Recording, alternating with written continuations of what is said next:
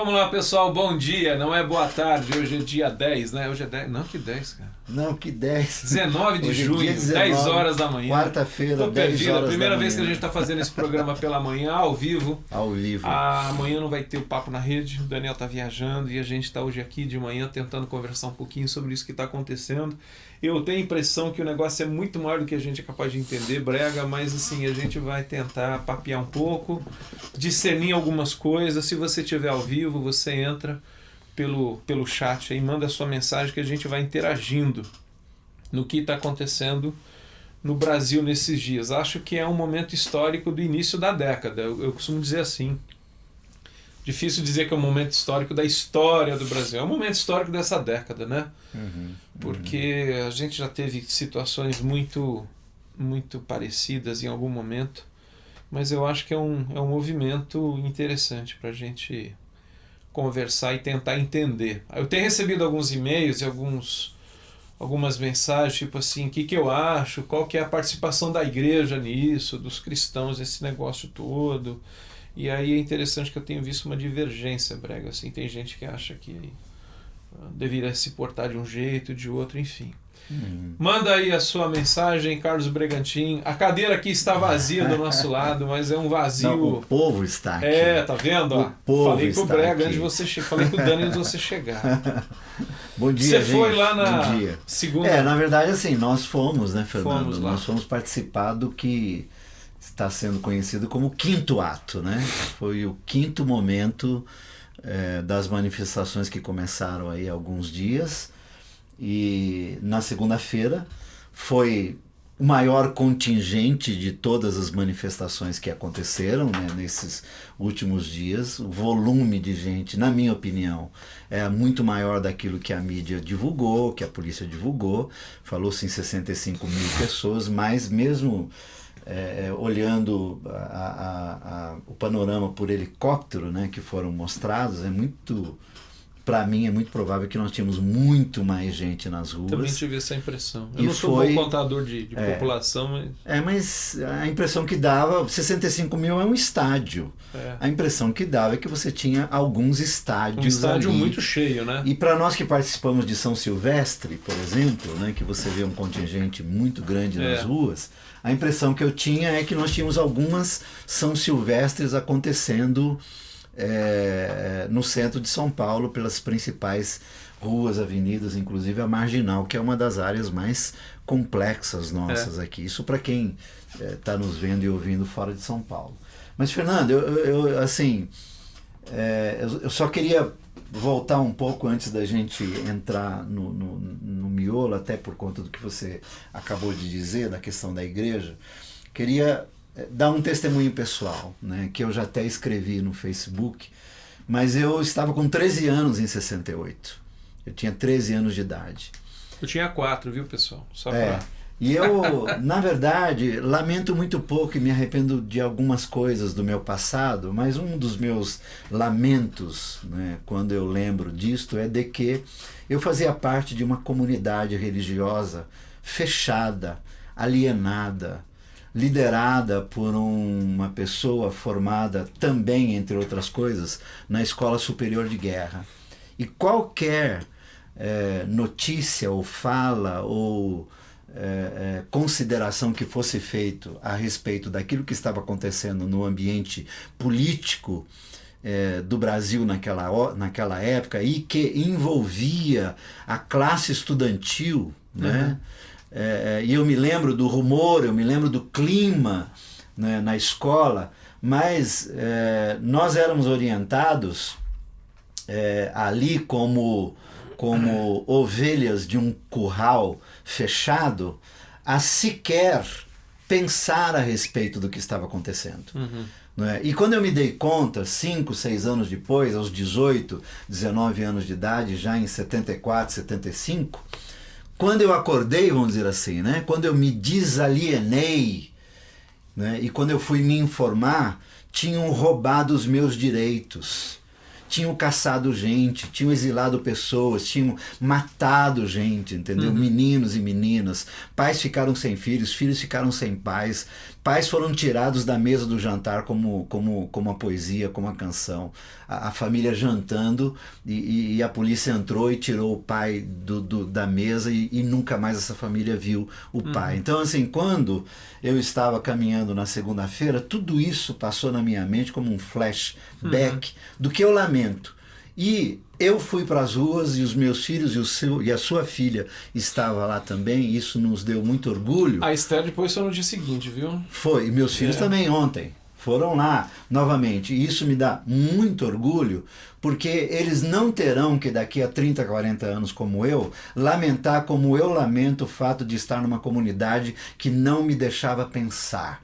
Então, se tem alguém ou alguns do chamado meio cristão evangélico ou religioso qualquer que seja, que fica com essa frescura de querer teologizar ou outros tipos de iniciativas, olha, me perdoe, mas eu penso que é hora da gente botar a cara na rua para valer, óbvio, segundo aquilo que nós cremos, por justiça, por paz, por seres humanos melhores e por um Brasil melhor. Essa é a minha fala inicial para dizer bom dia, bem-vindo. E se quiser participar, participe. Se quiser participar, participe. O Brega já começou assim. Pá, pum. Agora. Mas não é isso, Fernando. Não, eu acho que é. Você está certo. Eu lembro da fala do bispo Desmond Tutu, que ele diz o seguinte, que quando colonizaram a África, não é, eles tinham tudo. E os caras que chegaram lá, que diziam-se crentes, ensinaram os negros a orarem de olhos fechados.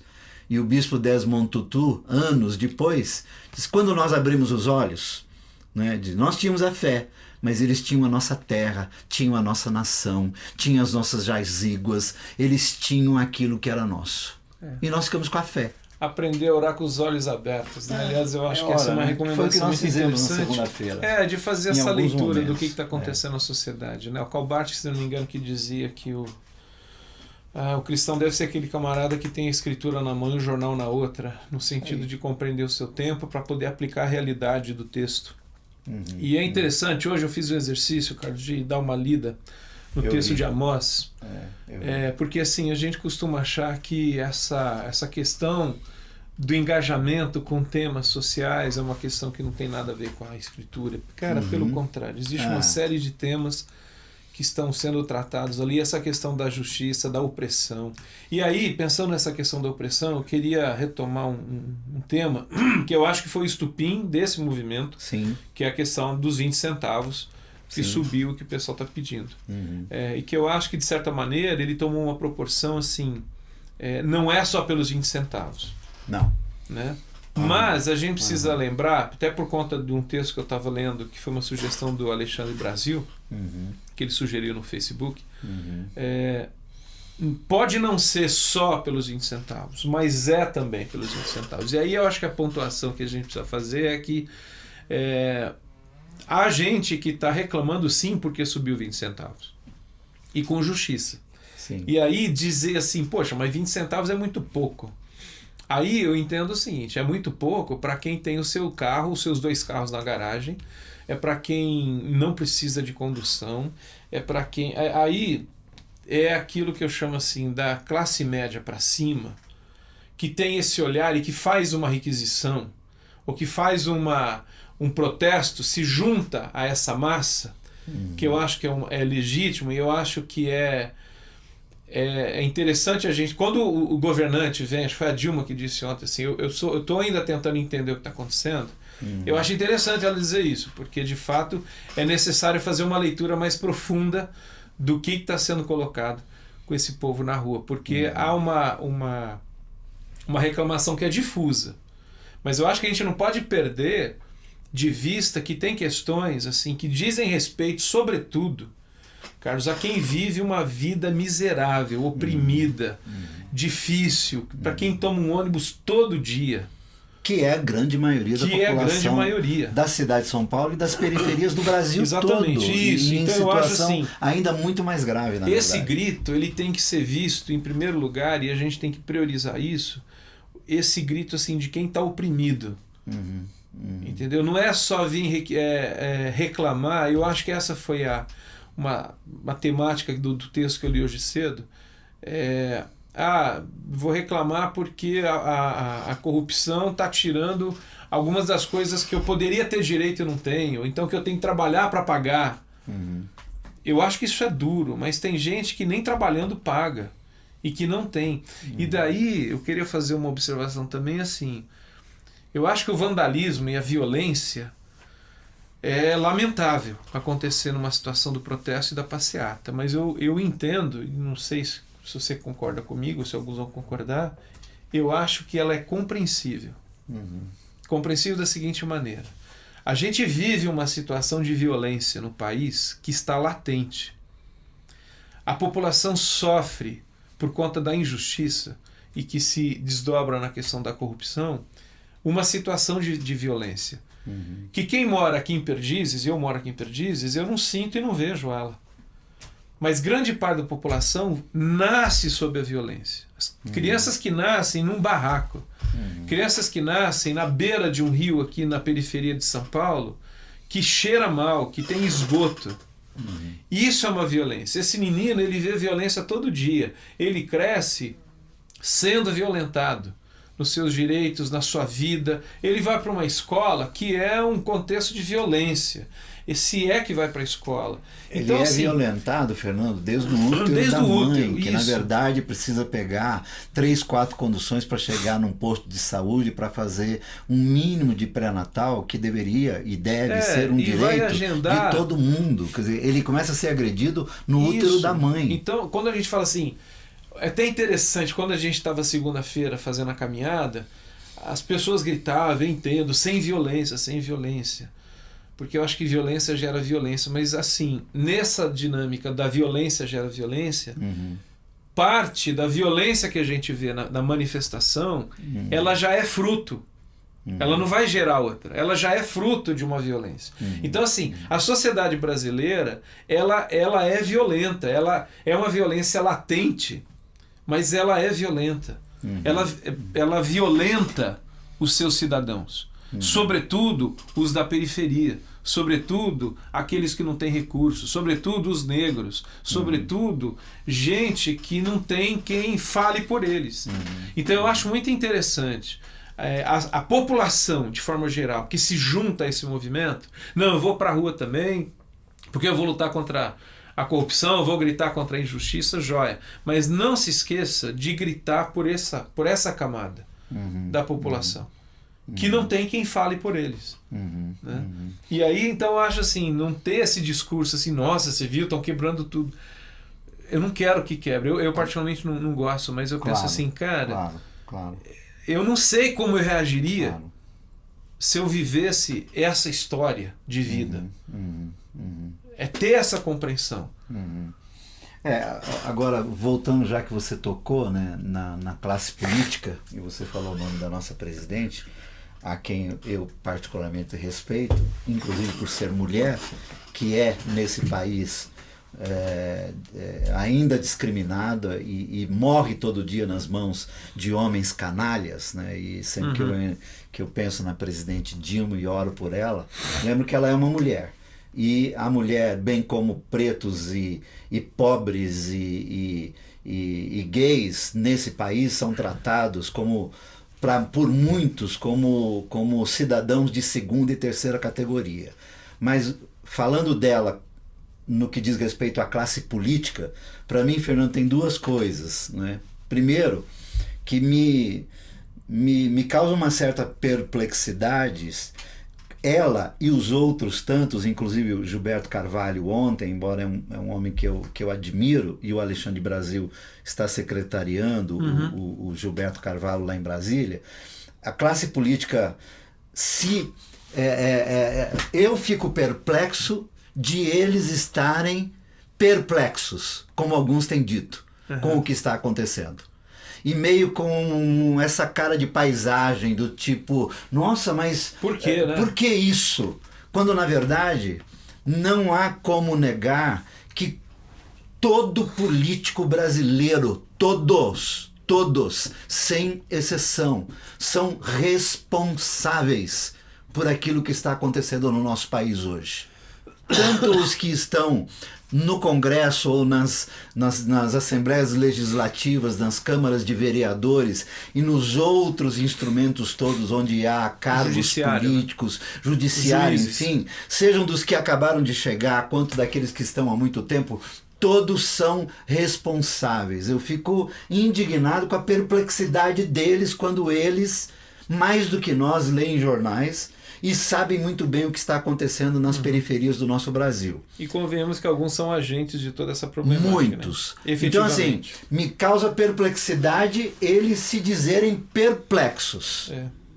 Agora, a segunda coisa, que aí eu acho interessante até, e o próprio Gilberto ontem comentava, e aí eu tenho para mim que é uma discussão desse tempo, Fernando. Chegamos nos e-mails aqui, hein? Que é o que está acontecendo tem muito a ver com esse tempo.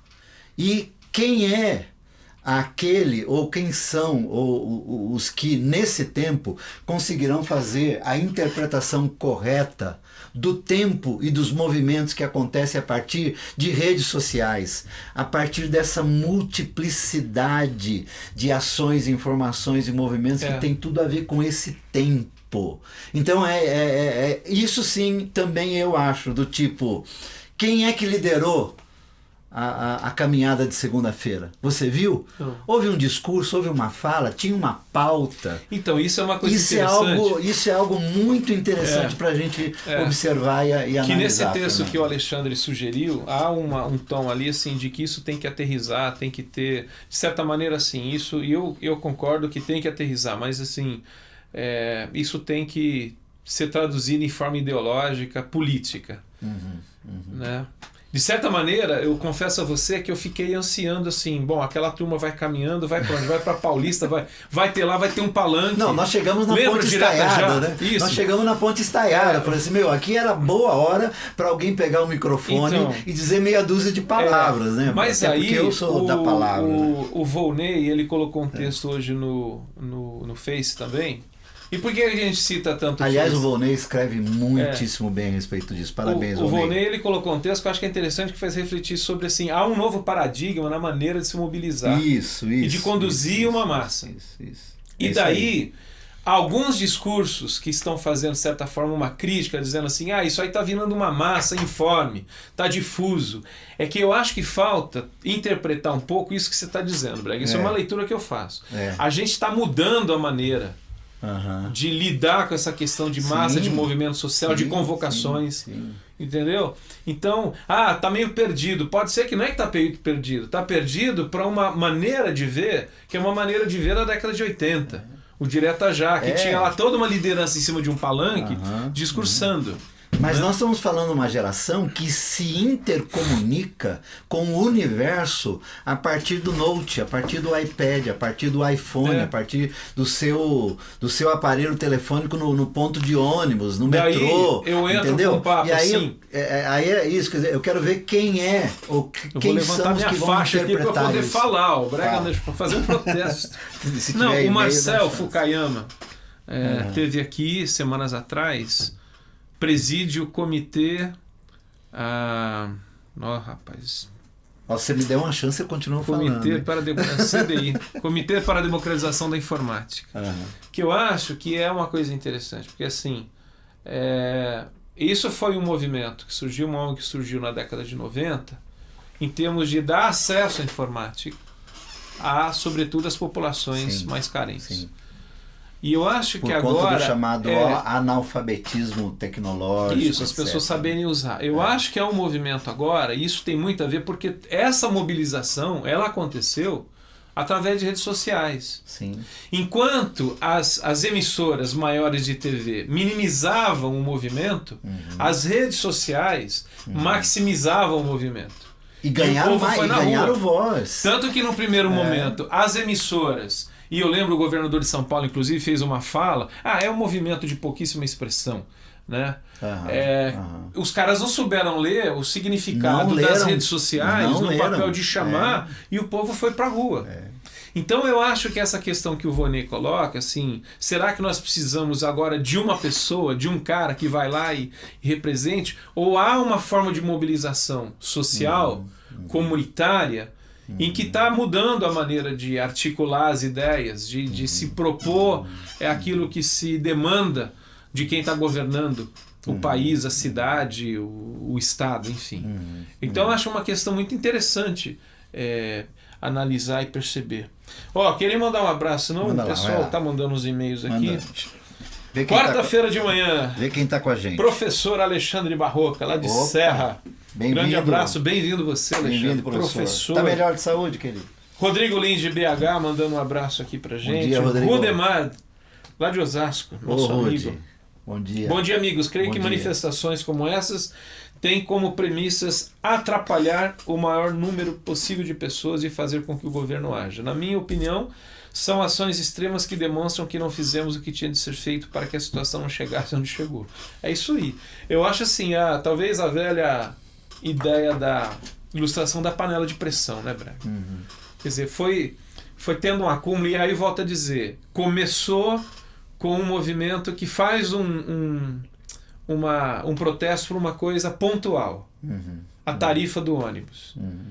É 20 centavos, cara, mas muita gente toma ônibus. Então, e que é caro. É caro e é ruim. E que é péssimo. É ruim. É caro e é péssimo. Caro e é péssimo, exatamente. Eu e você que moramos mas a partir daí, em locais, eu diria, privilegiados de São Paulo, já temos problemas. Imagina os que vivem nas periferias. Então, eu acho assim, começou daí, mas foi meio inevitável. Talvez isso que o Rudy está colocando, sim. Cara, há uma pressão, uma demanda de gente que está vendo uma série de coisas e juntou. Então, não é só pelos 20 centavos, eu entendo. Não dá para descartar e desprezar de que é só um elemento simbólico. Não é simbólico para quem paga todo dia. Mas é que foram agregando uma série de insatisfações e de anseios de uma população enorme. E aí a gente viu esse movimento que vai chegando gente, mais gente. Há demandas, né, Fernando, Exato. no que diz respeito à justiça, que está entalado na garganta de muita gente. garganta E aí essa questão, quem está né? governando precisa de entender que... E eu acho assim, outra coisa, né, que o texto faz, eu discordo um pouco, quando ele fala assim, 1 milhão de pessoas na rua, pura e simplesmente, sem uma causa, é mais um sonambulismo político. Eu discordo. Eu acho que 1 milhão de pessoas na rua, cara, dá uma mexida numa série de coisas. Né? Para essa moçada que foi e participou, né, estar lá, eu acho que é uma experiência significativa de conscientização e de politização. Começa daí. Entendeu? Ainda que o cara vá lá meio no oba-oba, quando ele chega lá, pode ser que alguma coisa mude. E ele se perceba assim, a população pode ser agente de mudança e de transformação daquilo que está acontecendo. Aliás, eu queria dizer a você, no próximo vá lá, leve sua bandeira, leve sua flor, sei lá, vá e veja, né? Um amigo que mora em São Paulo me mandou um torpedo, assim, cuidado com esse negócio, o que está por trás disso. Cara, eu não sei, falei, eu fui lá para ver. Fui lá para ver. E se você tem na sua cidade um movimento popular desse, vai lá e veja. Que, aliás, é o que está acontecendo, né? A partir daqui de São Paulo, eu tenho acompanhado muitos amigos pelo Brasil inteiro e todos, né, os que têm me retornado têm falado e participado de movimentos em pequena escala, em média e grande escala, mas estão participando porque isso está reverberando pelo Brasil todo, inclusive lá na minha cidade natal de Rio Preto. Ontem teve uma passeata belíssima, pacífica, solidária, né? Mas levantando questões, porque todos os municípios do Brasil inteiro vivem na escala municipal os mesmos dramas que são vividos na escala estadual e na escala federal. Então, assim, todos temos as mesmas reivindicações a fazer. Agora, deixa eu ler os e-mails que chegaram. Tá. O povo, meu. E-mail tem Vem pra rua! Ainda mais de manhã, né? Vem pro Coinoano. Logo ainda de mais manhã. De manhã, né? Tem gente mandando e-mail, tomando um cafezinho, assim, muito legal. Ó, a Fernandinha Martos. Ela aqui do Ipiranga mandou dizendo o seguinte: Marina fez uma interpretação do nosso tempo atual. Esse movimento horizontal e sem uma liderança. A polícia do Distrito Federal ficou por 2 horas buscando uma liderança com quem negociar e não encontrava. Interessante isso. Não, e isso para mim, em primeiro momento, é Cristose de Franca, mandando um abraço para você. Desculpa, Cris, te cortei. Tudo bem, Cris? Nosso amigo Jorge Camargo. Queridos, não fui para a rua na segunda, mas vibrei com a presença de vocês, acompanhando tudo passo a passo, acreditando em mudanças verdadeiras. A gente também está acreditando. Bom dia, Jorge. Suzy Costa, tô aqui um pouco longe da fervura, mas com a fervura dentro de mim. Ô, Suzy, eu gostei disso, cara. Ô, Suzy, fazia tempo que você não participava. Gostei disso. Bem-vinda, boa fala. O estopim da Revolução Francesa foi o preço do pão, 20 centavos. Não é pouco. Boa, a figura da panela de pressão muito boa. E o Charles, de Teresina, Piauí, como cristãos, como deve ser a nossa postura nas manifestações? Como cidadão. Visto que os nossos líderes cristãos não são tão ativos nessas questões. Deixa os líderes de lado, vão vocês. Seja apenas um cidadão. Queria dizer o seguinte: nossos líderes cristãos, vamos fazer justiça aqui, talvez boa parte deles, mas tem gente que está se engajando, está tendo alguma fala nesse sentido, Braga. E eu acho isso importante. Sim. Né? E está tendo algum envolvimento. Eu acho. Aí volta a dizer, o simples fato de você sair da sua casa e ir lá para a rua. Né? Discordo novamente de quem escreveu aquele texto lá que está no Face, não sei quem foi, mas simplesmente ir não resolve. Vai, porque é um passo que você dá. Claro que resolve. Né? Claro que então... Resolve no sentido de startar possibilidades. Agora aí, o Direta Já não foi um movimento nesse sentido? Tô falando, colocou 1 milhão no Anhangabaú? Estou dizendo para você, todas as conquistas que nós temos hoje, todas as conquistas que nós temos hoje, pós-ditadura militar, foi fruto de gente que foi para a rua, ora com reivindicações que não necessariamente era talvez aquilo que deveria ser, mas ela desencadeou processos, que desembocou em instrumentos legais, que provocou a nossa primeira eleição para um presidente, que foi uma péssima escolha que o povo brasileiro fez, mas foi uma escolha do povo brasileiro. E é a partir daí que nós estamos com aquilo que temos hoje no que diz respeito a direitos, mas ainda não plenos. Não, a gente está Nós não estamos né, ainda plenos. Não estamos plenos. Eu acho que na questão da democracia, Braga, a gente está engatinhando. Eu escrevi tempos atrás um texto que está no Face, que é o seguinte. A gente acabou, pelo menos eu tenho a impressão que alguns entenderam assim, democracia é poder votar. Eu acho, não tenho dúvida disso, que o voto popular ele é uma expressão necessária e legítima para uma democracia. Mas eu acho que a democracia ela é muito mais do que isso. Ela é essa questão dos direitos que não atendem só uma parcela da população. Aí eu volto a dizer a minha cisma, quer dizer, a gente que é da classe média, e aí eu me incluo nesse contexto, a gente reclama assim, eu tenho que pagar a saúde 2 vezes, porque eu pago meu imposto e pago o plano de saúde, eu tenho que pagar a segurança 2 vezes, porque eu pago o imposto, mas eu tenho que pagar a segurança particular, no shopping, sistema de lá do condomínio e tal. Eu pago o imposto 2 vezes, mas eu tenho que pagar a escola 2 vezes, porque eu pago o imposto, mas eu tenho que pagar a escola particular. Eu sei dessa reclamação, cara, mas tem gente que paga imposto. A população pobre desse país, oprimida, cansada, também que mora paga. na periferia, paga imposto. Também paga. E não tem escola, e não tem segurança, e não tem saúde. Vai num posto de saúde, vai num hospital de periferia para ver o que é. Então, aí essa coisa, não podemos ser violentos. Cara, existe uma violência. Existe uma violência assim gritante. Se a gente se acomodar a essa violência, outras virão. Aliás, nós aqui na cidade de São Paulo temos vivido, até as manifestações deram uma contida, porque é muita gente na rua, e onde tem muita gente na rua acontece um ou outro lance de chamado vandalismo, entre aspas, eu colocaria, mas acaba inibindo, Fernando, a violência que nós vimos convivendo aqui na cidade de São Paulo, que é fruto de injustiça. Que é fruto de injustiça. Não pense que é fruto de outra coisa. É fruto de falta de educação. É fruto de solidariedade. Braga, você como eu cremos naquilo que a palavra do Senhor diz, de que a paz ela é fruto da justiça. É fruto de justiça. O contrário parece que é óbvio, não é? A violência, ela é fruto de injustiça. É isso aí. Agora, Fernando, é importante, porque, na verdade, os que estão participando e pensando a respeito, claro, como eu, você, nós estamos preocupados ou nos ocupando, né, também de o que virá depois, né? Esse pós, né?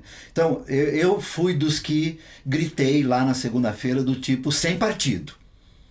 Porque nesse momento, este movimento, ele não precisa ter cor partidária. Nesse momento, esse movimento, no Brasil inteiro, e tomara que ele cresça pelo Brasil todo, ele não precisa ter cor partidária. Senão ele deixa de ser movimento e se institucionaliza. Exatamente. Eu acho que a função do partido... Ele está tendo a função de trazer para fora... Isso. A partir dos 20 centavos ou do desejo de baixa de tarifa pelo Brasil inteiro, de passagem, a partir daí vem vindo cartazes escritos à mão com reivindicações que devem ser reivindicações diárias do povo brasileiro. Eu acho que a função dos partidos, Brega, é essa que você falou, assim, os caras têm que interpretar e ler, e se tiverem um mínimo de vergonha, juízo, se sentirem pressionados e se perceberem pressionados. Porque sabe qual é a grande questão? É os caras, às vezes, irem com cara lavada na como TV, presidente do Senado, né? E dizer assim, não, mas como se isso não é comigo. Como que não é comigo. Entendeu? Então, a função, eu o não movimento... tenho nada a ver com isso. Eu diria que ele é suprapartidário. Ele está acima dos partidos. Agora, o papel dos partidos nessa questão a gente precisa agir em termos institucionais, seja em Congresso, Executivo, Judiciário e tudo mais, precisam mudar. Então, Fernando, precisam mudar do jeito que está. Vamos dizer, historicamente, esse movimento, eu não sei quanto tempo ele vai durar, quanto de vitalidade ele tem, quanto de vigor ele tem para se estender até a hora exata de... Aí então se passar para instrumentalizar, sim, de modo que os segmentos e da sociedade, todos eles, se reorganizam a partir dessa comunicação, a partir dessa informação, a partir do que esse movimento está comunicando, de novo, porque tem muita coisa nova sendo comunicada nesse movimento. E de forma nova. Né? E de forma nova, que não pode mais ser desprezada. E aí eu queria dizer uma coisa que eu acho muito interessante, que eu ouvi algumas críticas assim, esse pessoal, enfim, críticas, e aí é assim, pô, antes a crítica era a passividade do povo. Ninguém faz nada. Ninguém faz nada. Aí o povo vai na rua. Os nossos filhos sendo mortos na porta de casa, as nossas mulheres sendo mortas na porta de casa, e muitos pais de família sendo mortos na porta todo dia na periferia. Que então, essa é outra coisa, né? Todo dia. A gente levanta a bandeira do garoto que morreu por causa do celular. Se discutiu a questão da maioridade. Eu queria dizer o seguinte, que todo dia na periferia de São Paulo, Paulo Saraiva, que morre jovem. Ele comentou morre isso. Jovem. A bala de borracha que ofendeu o olho da jornalista e muitos outros, que não deveria ser utilizada, na periferia bala de aço, que mata. Todo dia, não só em manifestações. Então isso precisa ser... E-mails, deixa os internautas essa nova manifestarem. Comunicação precisa ser interpretada corretamente. Fernanda Valim Martos, do Ipiranga. E aí, Fernanda? Olha, estou vendo pastores proibindo seus fiéis de participar das manifestações devido atos de vandalismo. Que horror! Ora, vocês não acham isso alienação demais? Achamos. A igreja deve ir às ruas em atitude orante e protestante. Mais do que nunca uma igreja protestante, né, cara? Para ver e participar de como Jesus, homem, participaria. Orante e protestante no melhor sentido das palavras. Ribeirão Preto acordou. Carlos Feitosa. Qual Feitosa? Ô, Dani, é o Feitosa, que está lá em Ribeirão Preto. Olha só. Quinta-feira teremos manifestação em nossa cidade. Que maravilha! Aliás, hoje é feriado em Ribeirão Preto, 19 de junho. Então descansa e amanhã vai lá pra rua gritar e cantar e assobiar. Que legal. Cláudia Mariano de Santos. Bom dia. Fui e voltarei para as ruas por mim e pelos meus filhos deste país injusto e desigual. Parabéns, Cláudia. Abraço especial pro seu Brega. Cheguei Opa. ao Caminho Santos graças a ele. Oh, que bom. Que bom. Charles de Teresina. Aqui em Teresina vejo a mobilização individual de cada cristão, mas ainda não vi os nossos líderes locais se mobilizarem. As coisas, como na época de Jesus, acontecem na periferia. Não espere do Sinédrio. Não espere do Sinédrio. O Tá Sinédrio bom? goza dos benefícios. Mas é legal verem vocês não só falarem sobre o assunto, mas também se envolverem. Abraço para você, o cuidador aqui do meu amigo, do seu amigo Teresina, Piauí. Obrigado, Tá aí Charles. os e-mails que estão chegando. Bem-vindo. Legal, Viu? obrigado que vocês estão aí participando. Mobiliza aí, Charles. Mobiliza. Estamos aí com 35 minutos de programa. Mas, Ó, teve mais dois que chegaram. Cleiton Ferreira, Sobradinho, Distrito Federal. Estamos vivendo um momento que pode gerar uma ação ao invés de somente reagir. O povo está gerando uma consciência nas escolhas de seus representantes políticos? Pergunta. Eu acho que tá. Eu acho que tá. Faz parte do movimento. Eu não fico iludido, Braga, pensando assim, cara, daqui a um mês o Brasil vai ser outro país. Outro no sentido de completamente, né? Não. Mas, cara, não, mas assim, eu tenho esperança e não tenho medo. Eu acho que é essa a questão. Não tenho medo de alimentar esperanças, porque eu acho que às vezes a gente fica assim, eu não vou entrar nessa porque isso aí não vai dar em nada. E aí a gente fica assim, fico aqui, não sei, a gente tem medo de ser frustrado. Isso é um discurso cara, acomodista, né? Agora, olha, eu vou dizer sobre isso. E só o último que chegou aqui é a Roberta de Brasília. Isso é pra você, Brega, você é um instrumento do Pai para encher meu coração de esperança. Obrigada. Obrigado, Roberto. Muito bem. Amém. Vamos lá. O Dani tá mandando uma pergunta aqui. Aproveita as perguntas dos internautas, se chorar é melhor. Eu queria já responder em primeiro lugar. Não é, pra mim não é, porque hoje eu não tô tendo aula de manhã. Mas eu queria dizer uma coisa pra você que pensa. Mas se você tiver alguma sugestão sobre horário, manda aí, a gente pode avaliar talvez um ajuste. Eu criei uma expressão que tem sido para mim um lema e um emblema de vida no que diz respeito a políticos e políticas, né? Quero só aqui também historicamente, a primeira vez que eu votei foi em 1974. E em 1974, a esquerda nesse país chamava-se Orestes Quércia. MDB, porque ele disputava com Carvalho Pinto, que era da Arena. E a Arena era a situação. Presidente do Banco Nacional. Era a situação. E a primeira vez que eu votei no Orestes Quércia, porque ele significava alternância, itinerância no poder. Do Banco Nacional, Magalhães Pinto. Possibilidade de mudança. Magalhães é lá de Belo Horizonte, isso, lá de Minas. Né? Feio. Então foi a primeira vez que eu votei, em 1974, e votei contra a situação. E de lá para cá, sempre votei. Nunca deixei de exercer esse direito, conquanto eu acho que não votar é um direito democrático também. Mas a minha opinião, político punido é político sem mandato. É isso aí, Brega. Político punido é político sem mandato. Entregar um mandato na mão de um cidadão, um candidato, que faz do seu mandato aquilo que ele bem entende a seu bel prazer, tem que ser punido com a perda do mandato. E isso, nesse nosso país, ou a gente faz via cassação pelos instrumentos legais e a partir de muito trabalho, que é quase impossível cassar um deputado, um senador, ou esses que são eleitos, um corporativismo ou bravo. A gente faz isso na urna. Eu puno os políticos nos quais eu voto, que me sacaneiam, desculpe a expressão, no seu mandato, eu puno no voto e com aqueles que estão no meu entorno. Quando alguém me pergunta, fulano de tal, eu digo, não vota nele, porque ele não condisse com aquilo que disse que iria dizer. Então, político punido é político sem mandato. A gente precisa lembrar que estamos a um ano das eleições. Né? Mas nós temos que lembrar isso todo dia, Fernando, porque esses mesmos caras que estão hoje aí dizendo-se perplexos, quando na verdade eles foram eleitos para que fossem a voz do povo nos institutos legais para trazer para o povo benefícios, eles estão perplexos, então eles não servem. Eles não servem. O Dani está colocando uma pergunta ali, por que os cristãos eleitos... Eleitos em que sentido aí? Calvinista ou político? Porque os cristãos eleitos... Teologicamente falando, politicamente, né? Não se tornam sal e luz na busca por justiça. Porque não são sal e luz, Daniel.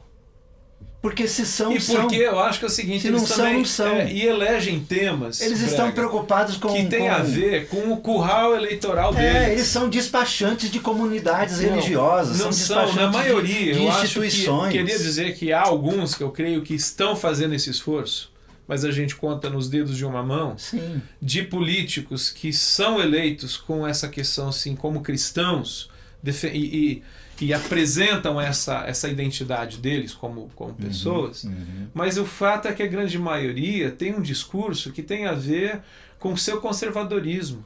Total. Com o seu fundamentalismo. Conservadorismo não pessoal tem um olhar e compromisso para com a sua realidades instituição. da justiça. Então, por exemplo, a gente está vivendo uma questão...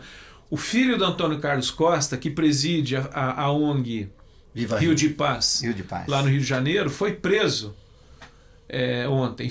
Só saiu pagamento sob fiança, porque estava na rua manifestando. Aonde está o presidente da Comissão de Direitos Humanos? E aí quando ele faz o relato de como é uma cadeia lá no Rio de Janeiro, e eu acho que em qualquer lugar é assim... Matheus Costa, né? Exatamente. Então, assim, aonde está todo o movimento fazendo reivindicações que tem a ver com os direitos do cidadão, com os direitos humanos, aonde que está o senhor ilustríssimo presidente da Comissão de Direitos Humanos? Que não põe a cara, que não sai na rua. Aliás, a grande maioria dos candidatos eleitos por igrejas, eles estão nessas esferas do poder como despachantes das suas instituições religiosas ou defendendo seus próprios interesses, seus próprios pensamentos conservadores, não estão preocupados com o evangelho, não estão preocupados com o povo em geral, e quando estão preocupados com o povo, estão preocupados com um povo que, segundo eles, é o tal povo escolhido, e aí eles são sectaristas, eles são excludentes, deixa o povo de lado, quando na verdade um político é eleito para defender os direitos de uma nação e não de alguns que fazem parte do meu curral religioso. Então a maioria dos políticos religiosos estão lá como despachante de suas religiões, e eu cá entre nós digo, para isto eles não servem para nada. Por isso é que não faz a menor diferença. E eles vão no caixa e pegam o dinheirinho deles todo mês. Eles não abrem mão de nada, de um jeton, de um benefício, de uma mordomia. Eles não abrem mão de nada. Eu quero ver político religioso que é sério abrir mão daquilo que é injusto. Fernando, nós vamos esperar desse pessoal? Não. Aí eu digo, vai pra rua, gente. Vai pra rua. E nas próximas eleições, elejam pessoas que têm mínimos de responsabilidade nesse sentido. Vai pra urna com a mesma atitude que você foi pra rua. Né? Não esquece a caminhada da rua, porque eu não sei como vai ser daqui a um ano. Mas, o Moisés aqui de Brusque. Aqui não, lá de Brusque. Não, desculpa, Fábio. Fábio é de Brusque, Santa Catarina. Pastores que proíbem seus membros de participarem dos protestos não perderam sua vocação protestante? Perderam. Moisés, esse é lá de Barueri. Perderam. Concordo com o Brega, político punido é político sem mandato. Por isso também acho interessante a necessidade de não ter voto obrigatório. Isso aí é uma questão que tem que se discutir. Mas é interessante, mas eu acho importante que seja obrigatório ou não, através do voto, você ter consciência em quem você vai votar. Robson Gomes, São Paulo, amigos, bom dia. Estive na manifestação de segunda-feira, que foi coisa linda. Parabéns. Se ver. Quero muito ver pessoas públicas também se posicionarem. Parabéns, atores, Robson. Cantores, esportistas e também jogadores da seleção. O que vocês acham? O Robson eu acho legal, mas eu acho que é o povo. Eu acho que quanto mais anônimo, melhor. Quanto mais anônimo, melhor. Quanto mais gente com cara de gente, como Jesus era, né?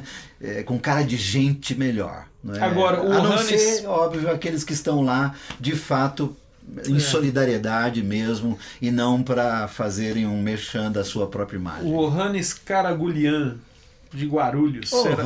Será que a corrupção é apenas uma extensão do que vai no coração do povo e usada pelos políticos habilmente? Abraço para vocês. Eu acho que tem dois caminhos aí, pelo menos essa leitura que eu faço, Brega e Johannes. Eu acho o seguinte, o coração humano, ele é um negócio brabo.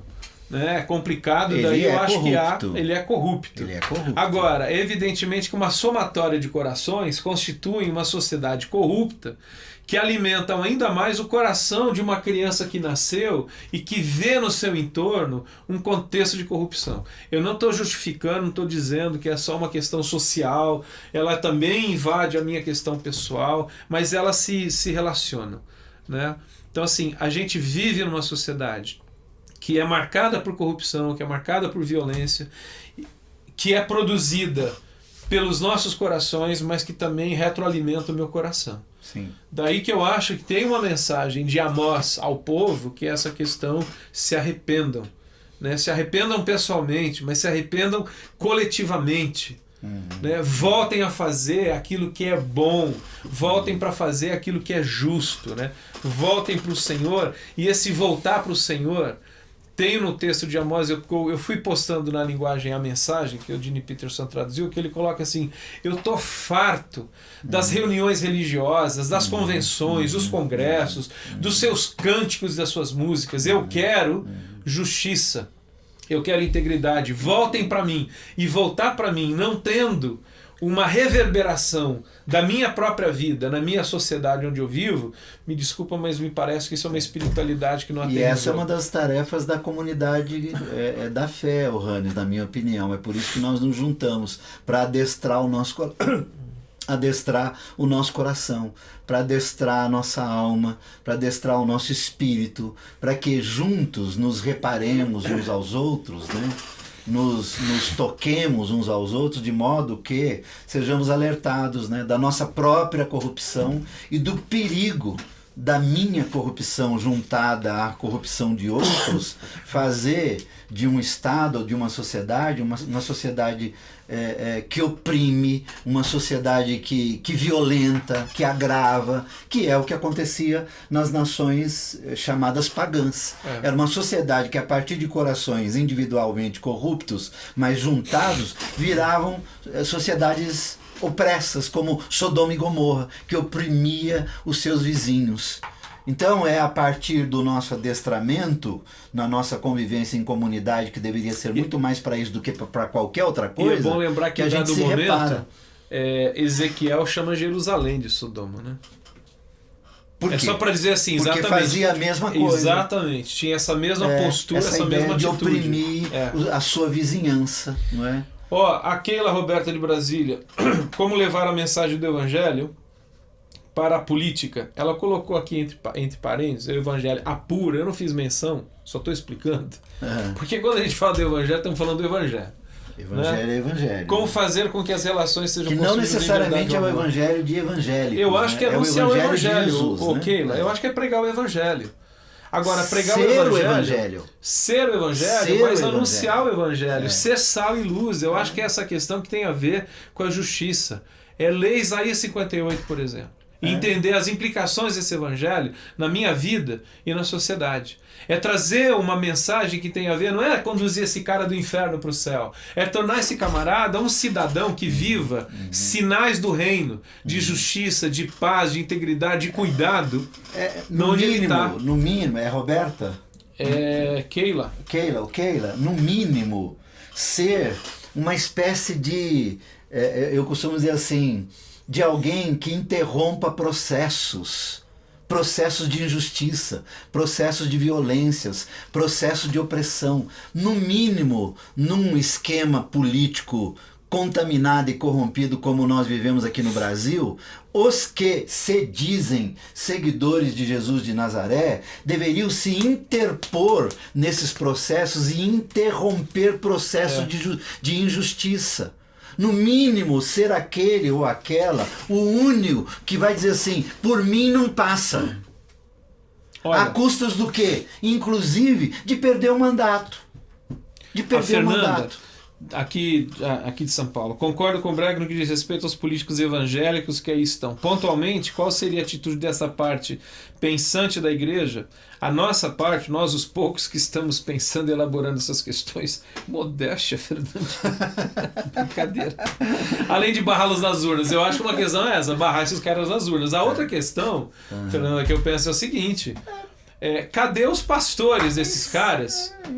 Não é? Aí acho que assim, um aspecto profético, esses caras tem que ouvir um sermão profético. Falta uma exortação pastoral. Profetas exatamente. Deles, né? O que é entristecedor é ver que muitos dos pastores e chamados profetas, o sacerdócio está anunciam esses caras no palanque lá que virou, aliás, o púlpito que virou palanque. Exato. Então, não, e pior que isso, Fernando. Pior que isso, fazem conchavos e negociatas para que em este ou esta sendo eleito ou eleita traga benefícios para o seu arraial, para sua comunidade, para sua instituição. Pro seu ministério. Isso ficou tão claro nas últimas eleições, alguns foram às mídias dizendo exatamente isso e disseram com todas as letras. E eles conseguiram eleger os caras. Pessoal, a gente está terminando aqui porque vamos nos preparar para ir para a rua. Por que, Daniel, acabou? 50 minutos. Quase 50. Fernando, a minha fala assim, final é assim, primeiro, acho legítimas as manifestações. Óbvio, prefiro que elas sejam pacíficas e responsáveis. Exato. Pacíficas e responsáveis. Gandhi falava isso. Também como você, compreendo um ou outro ato, né, mais agressivo, mais violento, mas isso não pode ser uma prática. Acho que a polícia deve intervir à medida que há abusos, mas não como aconteceu lá naquela quinta-feira, onde houve uma agressão absurda. E eu sei que entre os policiais, eu tenho muitos amigos lá, muitos irmãos lá, muitos queridos lá, eles estavam sob ordens, estavam sob pressão, estavam num ambiente complexo para ser administrado. Lamento pelos governantes que, de uma forma ou outra, sinalizaram para que isso acontecesse, caíram em si no dia seguinte, tomaram outras medidas, e isso na segunda-feira ficou claro que se não há nenhum tipo de aborrecimento nesse sentido, a multidão caminha em paz. Então, eu diria, vá para as ruas, vá com esse sentimento, leve o seu cartaz, coloque a sua insatisfação para fora. Faça isso de todo o coração, faça isso solidariamente, seja educado, não suje a cidade, não jogue papel na rua, não jogue garrafa de água na rua, que após essas manifestações a cidade não esteja emporcalhada, suja, enfim. Vamos fazer o que é bom, fazer bem feito e fazer sempre. Não é? Porque também tem isso. Uma coisa que eu vi, por exemplo, no final da manifestação, quando estávamos indo para casa, depois de quase 10 quilômetros andando, nós pegamos um trem para voltar para casa, e aí nós vimos muita gente pulando a catraca. Eu digo, não pulem a catraca. Isso não é um gesto de quem acabou de fazer uma manifestação em prol da justiça. Não se luta desse jeito. Não pulem a catraca. Pague, porque deste modo nós continuamos preservando os nossos direitos. E eu encerro assim, Fernando, nós precisamos, neste tempo, já que estes são os instrumentos legais que nós temos, utilizar bem os instrumentos legais para reivindicar o que nós estamos querendo. Desde os conselhos tutelares de bairros, desde as associações de bairros, enfim, todas as entidades que estão disponibilizadas para que o cidadão se manifeste, é a partir delas que nós temos que usar. À medida que isso vá mudando, nós vamos utilizando outros instrumentos. Mas, por enquanto, os instrumentos que nós temos são estes. Inclusive os partidos, que não são bem-vindos nessa hora. Para mim, esse agora é um movimento que starta algo que está sendo comunicado para uma boa interpretação daqueles que vão servir o nosso país daqui a algum tempo. Quem sabe, muitos desses que estão nessas caminhadas. Queria ler 2 últimos e-mails que chegaram aqui, da Keila, mais uma vez, de Brasília. Ela está dizendo o seguinte: somos carvalhos de justiça. É isso aí. E o Cleiton, Sobradinho: não se combate a corrupção com mais corrupção e sim com honestidade. Sim. Mas tem que se fazer ouvir a voz, Cleiton. É isso aí. A honestidade tem que levantar a voz e dizer que chega. Pessoal, eu tenho que, assim, Fernando, às vezes essa coisa, né, do tipo, falamos e falamos assim, mas eu tenho que consertar o vazamento da minha torneira em casa. Percebe essas ações, né? Tipo, eu preciso consertar o vazamento da minha torneira em casa.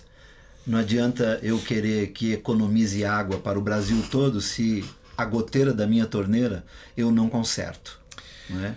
Então, óbvio, é a partir daí, mas que vale muito a pena você ir para as ruas e reivindicar, vale a pena. Vá para a rua. Eu queria terminar dizendo uma coisa, seguinte, chegou mais, eu vou ler. Chegou mais, André Alonso de Araújo Santos, vamos sair nas ruas para exigir que o Papo na Rede tenha no mínimo 2 horas de duração. Aí vocês não vão aguentar, gente. Aí, tempos depois, vão sair na rua pedindo para acabar com o Papo na Rede, para censurar o Papo na Rede. Suzy, Fernando e Braga, sabem se haverá alguma manifestação em São Paulo amanhã, quinta-feira? Me manda informação pelo Face. O Júnior está dizendo para os pastores botarem as suas comunidades na rua no domingo, né? Eu pergunto também se haverá alguma manifestação, se há alguma informação sobre isso. Eu acho que desconheço. Sai o povo, eu acho que sai o povo. Prefiro, não tem ator, não tem crente, não tem pastor, não tem comunidade. Sai o povo. Prefiro encorajar. Povo, sem bandeira. Que nós sejamos anônimos no meio da multidão. Eu acho que é a multidão, eu acho que é o povo, eu não sei, eu tô nessa. E outra, então eu só queria terminar dizendo o seguinte, o Brega até falou assim, não pule catracas, né? Por uma questão de formação, eu vou concordar com ele assim, não pule. Mas reconheça que há catracas que são muito injustas. Muito. Então, talvez a gente tenha que lidar com elas com sensatez nesse momento, para também não virar um caos. Agora, quando você sai na rua, eu queria lembrar você de não esquecer de que existe uma parcela da população enorme nesse país que não tem voz, que não tem vez, que não tem quase nada. Então, quando a gente fala assim em construir um Brasil melhor, é construir um Brasil melhor pensando a partir desses que não têm quase nada. Tá? Então, assim, a minha preocupação é de esse movimento, vou usar uma palavra que eu não gosto, porque eu acho que ela está cheia de uma carga, mas assim, esse movimento não ser um movimento burguês. Da classe média que está lutando. Não, eu acho que a gente lutar pela justiça, sobretudo daqueles que não têm justiça nenhuma, que não têm voz, que não têm vez. E meus, assim, isso que eu queria dizer. Meus parabéns àqueles que não querem participar, que não entendem que devam participar, que estão de fora desses movimentos, mas no trânsito e por onde estão acontecendo esses movimentos, estão solidários, estão quietos, estão calmos. É um direito seu, né? É um direito seu de não participar. E ninguém é obrigado a isso, conquanto isto dá voz a muitos que não têm voz, como o Fernando disse. Mas é um direito seu e àqueles que, como nós vimos, Fernando, pararam, né, seus carros e ficaram dentro do carro, não foram molestados, não foram tratados com aspereza. Tem que ter paciência. Ao contrário, todos devemos nos respeitar nesse sentido. Isso também faz de uma nação com N maiúsculo. Né? Então, tomar as movimentações aconteçam sempre nesse clima. Tiago de Cianorte, obrigado pelo seu e-mail, parabéns pelo programa, está dizendo, conscientização para o movimento. Obrigado, e Thiago. O Feitosa, lá de Ribeirão de Novo, concordo que os partidos são desnecessários nessa hora, o povo está se manifestando, esse é o nosso papel como povo de Deus. Abraço, verdade. Brega, Daniel, Fernando. Abraço. Pessoal, até a próxima quinta-feira. Papo na Rede deve voltar ao normal, que quinta-feira... Se você quiser, daqui a pouco esse programa vai estar disponível. Vai estar disponível lá no YouTube, né, a partir do Koinonia Online. Replique. Amanhã, quinta-feira, não tem o papo. O de ontem é o de hoje. É esse que vai entrar. Da semana que vem, volta na quinta às 4 da tarde. E vamos ver o que a gente vai falar. Legal. Boa Tchau, gente. Pra você. Vamos pra rua. Vem pra rua. Tchau.